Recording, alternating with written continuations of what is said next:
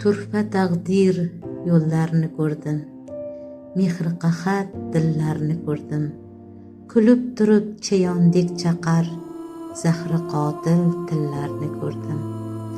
Kimdir podshoh tojlaru taxtsiz, kimdir yashar hayotda ahdsiz, tilla zarlar ichida baxtsiz, peshonasi sho'rlarni ko'rdim. To'ylarida 10 boqqim so'ygan, berganni minnatga yo'ygan, otasini xor qilib qo'ygan, zo'rman degan zo'rlarni ko'rdim. Do'stingman deb qo'llaring tutar, foydang tegsa yo'lingda kutar, tekin oshni yamlamay yutar, ikki yuzli surlarni ko'rdim.